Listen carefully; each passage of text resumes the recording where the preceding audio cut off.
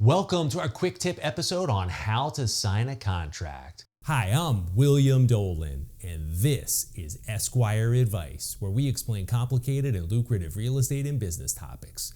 Remember, we are not forming a lawyer-client relationship by way of this channel. Always consult your local attorney before taking any action.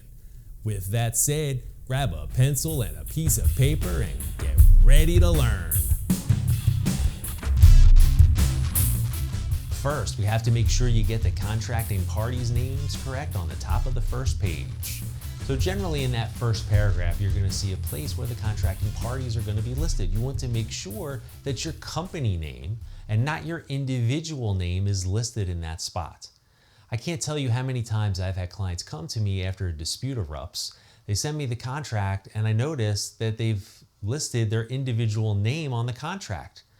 And I say, well, why did you do that? We formed these entities so that your company would be on the hook and not you personally. And they say, Bill, I didn't even notice. I gave them my company name. I gave them my business card. It's in my emails. They knew what the company name was. I guess I didn't look to confirm that it was the company listed and not me personally. You have to do that. You have to be sure that the company is listed as the contracting party. Us lawyers negotiate agreements for clients all the time.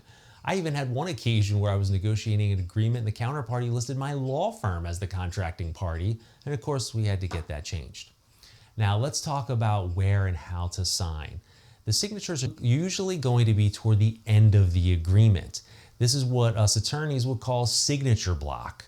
In an ideal world, it would look something like the following: Esquire Advice, LLC, comma, a Delaware limited liability company. And then under that, you'd see by, colon, and a line where I'd sign my name. And under that, you'd see it would say name, colon, William J. Dolan. And yet under that, title, colon, member or president, whatever my capacity is. Now that's not always practical, right? But that's the way us lawyers would draft it. The minimum standard, I would say, you want to make sure you sign your name, comma, put your capacity, comma, and then the company name. So for me, it would be, I would sign my name, comma, member, comma, Esquire Advice, LLC. Same thing if it's a corporation, you sign your name, comma, president, XYZ Corporation.